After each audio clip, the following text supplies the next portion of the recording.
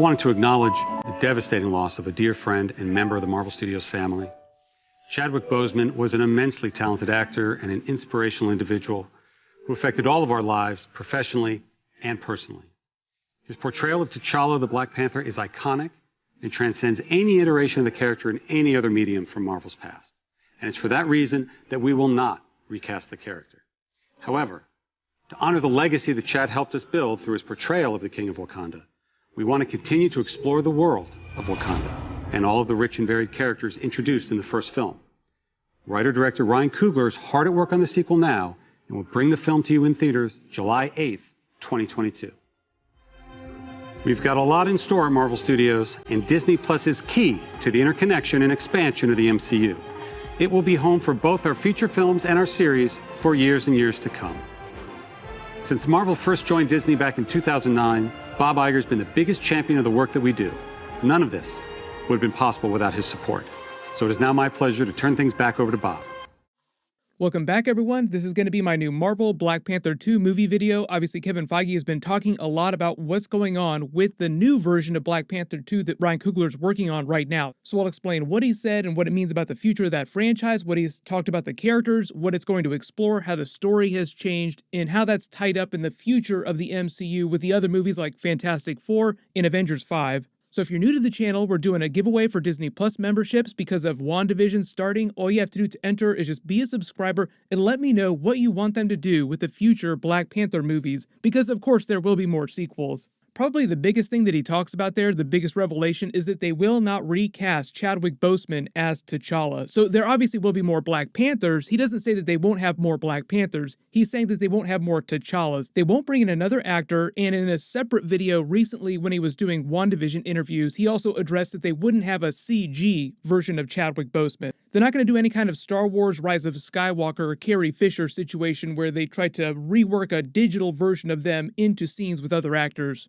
Chadwick Boseman will continue to be an important part of the story of Black Panther 2, very critical to what's actually happening with the plot, but just not in the way that you expected before. Then Kevin Feige's other big revelation is that the story will focus more on the world of Wakanda itself. So in the way the first Black Panther movie in Avengers Infinity War sort of gave us the Cliff's Notes version of Wakanda, we learned a little bit about it. There's so many different groups, different religions, different fighting forces all vying for control within Wakanda. We just saw like a brief taste of that when T'Challa was taking the throne during the first Black Panther movie. Like, are there any challengers? Then M'Baku steps up. If you haven't read any of the Black Panther comics, or you've only read some of them, or it's been a long time, there was actually a more recent run, I think it was Volume 6 of Black Panther, that Ta-Nehisi Coates did that was a more complex look at the structure and the inner workings of Wakandan society. So it's actually probably a good place to go to just to get the deep dive into Wakanda. You may have also seen the recent rumors that Dr. Doom might be the main villain for Black Panther 2, because there is a long, rich history between Dr. Doom in the world of Wakanda and Black Panther character in the comics, as well as a really deep connection to the Fantastic Four with the Black Panther character. In fact, if you're not a big comic book reader in general, the Black Panther character debuted for the first time in the comics in Fantastic Four number 52. And during that big Disney Plus presentation that Kevin Feige did for all the different shows and the upcoming movies, right after he dropped this teaser for what's going on during Black Panther 2, he did the big revelation about their new version of the Fantastic Four movie. So he's mentioning new MCU Fantastic Four and Black Panther 2 in the same breath, meaning that those movies will probably share some sort of connection, at least on a surface level, even if the new Fantastic Four movie doesn't come out till a couple movies after Black Panther 2. Because Black Panther 2 is firmly summer 2022, and we're probably not going to see Fantastic Four until 2023, maybe like a year later.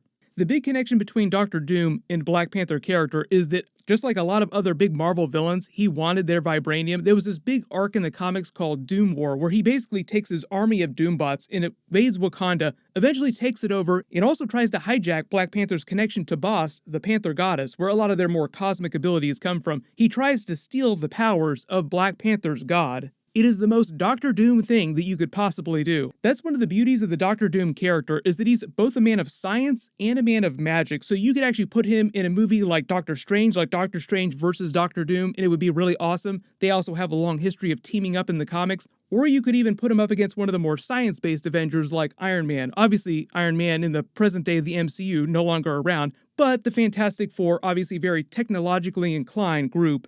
The other big reason why that Doom War Doctor Doom storyline is a big deal is because that's also the Black Panther arc where Shuri became a version of the Black Panther, taking the mantle from T'Challa briefly. The whole connection between Black Panther and the Fantastic Four is that way back in Fantastic Four number 52, they get an invitation from Black Panther to come to Wakanda and just see this mystery land that nobody has ever been to before. When they arrive, they wind up fighting Black Panther because obviously this is comics, so if you show up with a brand new character, of course they're going to fight before they become friends.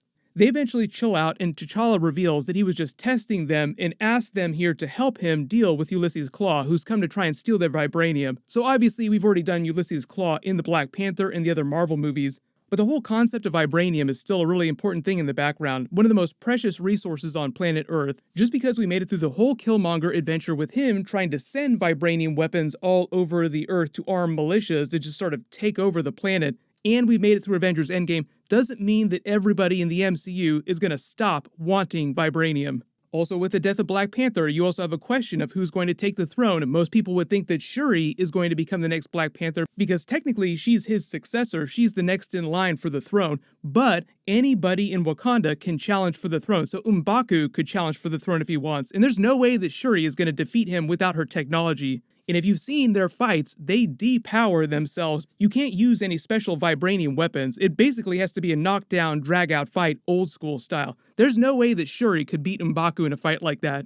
There was some news about casting one of the other minor villains. He could wind up being White Tiger or one of the other big Black Panther villains. There are a number of different religious cults that all worship different gods inside Wakanda. The Panther cult is just the main one that Black Panther worships. That's their connection to Boss, the Panther god. Doctor Strange is probably one of the most important characters during Marvel Phase 4 because of all this multiverse, and Doctor Strange 2, Multiverse of Madness, is kind of the culmination of all that. You have characters like Dr. Voodoo, but there's also people within Wakanda that practice different kinds of magic that are a little bit different from the magic that Doctor Strange practices. Like, they're more like shamans, but it's the same idea, different kinds of magic inside the MCU.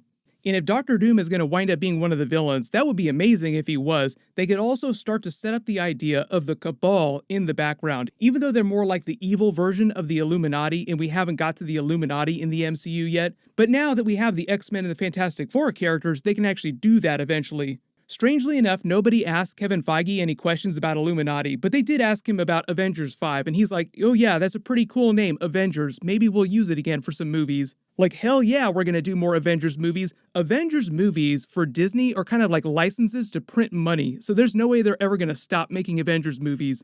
The whole idea, though, with the Black Panther franchise is that before Chadwick Boseman passed away, he was going to become one of the linchpins of the MCU going forward into Marvel Phase 4, Phase 5, through all the X-Men, the Fantastic Four stuff, all the bigger Avengers Secret War stuff down the line. He was probably one of their most important characters next to Spider-Man.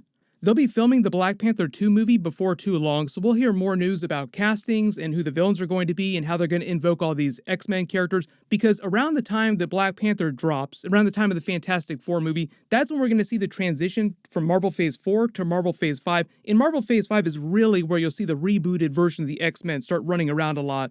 But I am expecting them to introduce a lot of Fantastic Four stuff, Easter eggs, and X-Men Easter eggs mutants before that, especially starting in the WandaVision series. My full WandaVision episode videos are going to start posting on Friday. It'll be a weekly show, so make sure you have alerts enabled for my channel so you don't miss any of those. Everyone let me know in the comments though, what do you just want them to do with the Black Panther character and their franchise going forward if we have all this big Fantastic Four and X-Men stuff spinning up into Secret Wars eventually? While you wait for everything, everyone click here for that brand new WandaVision episode 1 scene, and click here for that brand new Marvel Fantastic Four teaser video. Thank you so much for watching, everyone stay safe, and I'll see you in the next video.